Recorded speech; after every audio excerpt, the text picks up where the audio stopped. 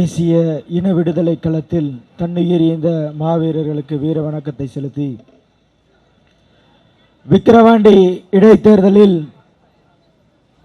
நாம் தமிழர் கட்சியினுடைய சார்பில் போட்டியிடுகின்ற அன்பு தங்கை அபிநயா அவர்களினுடைய அறிமுக கூட்டமாக நேமூர் பகுதியில் கூடியிருக்கிற என் தாய் தமிழ் உறவுகளை, நாம் தமிழர் கட்சியினுடைய அனைத்து நிலை பொறுப்பாளர்களே, அண்ணன் உள்ளிட்ட அனைவருக்கும் எனது அன்பு வணக்கம்.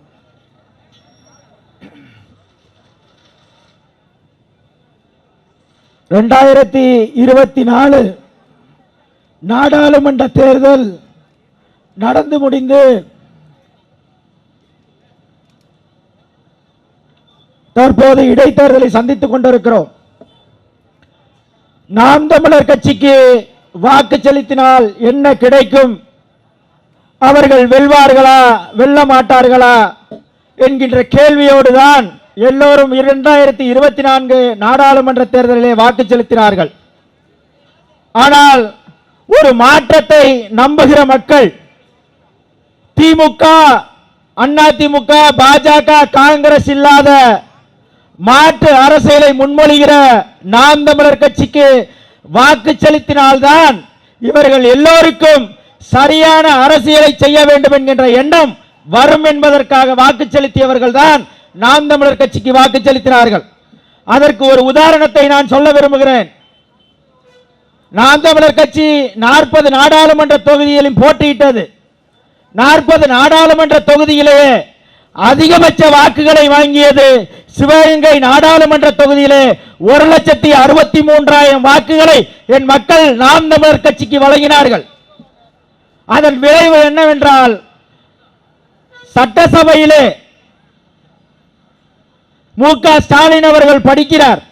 30 ஆண்டுகளாக வைக்கப்பட்டிருந்த கோரிக்கை கிட்டத்தட்ட 225 ஆண்டுகளுக்கு முன்பாக தூக்குமேடை ஏறிய மருது சகோதரர்களுக்கு ஒரு சிலை சிவகங்கையிலே வேண்டும் என்கின்ற கோரிக்கை கிட்டத்தட்ட 30 ஆண்டுகளாக போராட்ட வடிவிலே இருந்தது. அதற்கு நேற்றுதான் 50 லட்சம் ரூபாய் நிதி ஒதுக்கீடு கொடுத்து நாங்கள் சிலை வைப்போம் என்று சொல்லி இருக்கிறார்.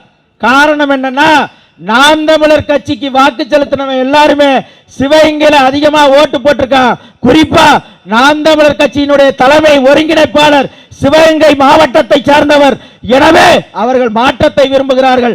அவர்களுடைய கோரிக்கையை எப்படி நாம் அமைதிப்படுத்துவது, அந்த வாக்குகள் ஏன் சென்றது என்கின்ற கோரிக்கையை பார்த்துதான் அந்த 50 லட்சம் ரூபாய் கொடுத்திருக்கிறாங்க.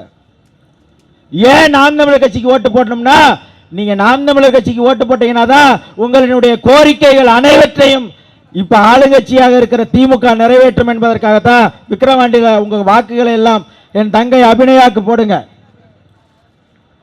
இன்னொரு கேள்வி என்னன்னா, 225 ஆண்டுகளுக்கு முன்பாக தூக்கு கயிற்றை முத்தமிட்டு இறந்த எங்கள் பாட்டன் மருது சகோதரர்களுக்கு சிலை வைப்பதற்கு 50 லட்சம்.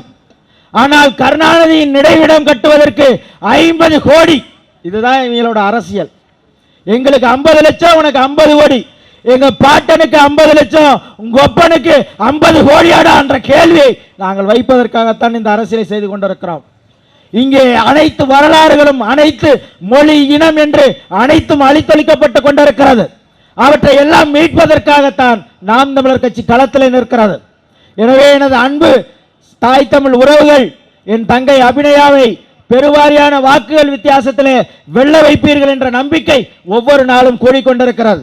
இன்று நாங்கள் களத்தில் சந்திக்கும் போது நிறைய மாற்று கட்சிகளை சேர்ந்தவர்கள், திமுகவை எங்கள் அண்ணன் என்று பொது எதிரி என்று முந்தா நேற்று சொன்னாரோ, சொன்னதில் இருந்து எல்லா கட்சியை சார்ந்தவர்களும் எங்களை சந்திக்கும் போது இந்த முறை மைக்குக்குத்தான் ஓட்டு, மைக்குக்குத்தான் ஓட்டு, நாம் தமிழர் கட்சி முதல் சட்டமன்ற உறுப்பினரை விக்கிரவாண்டியில் தொடங்க போகிறது என்ற நம்பிக்கை எங்களுக்கு பிறந்திருக்கிறது. எனவே நாங்கள் திமுகவை பொது எதிரியாக இந்த களத்தில் நிறுத்தி இருக்கிறோம். நாம் தமிழர் கட்சியும் திமுகவும் நேரடியாக போட்டியிடுகிறது. நாம் தமிழர் கட்சி உறுதியாக வெல்லும் வெல்லும் என்று கூறி விடைபெறுகிறேன். நன்றி, வணக்கம்.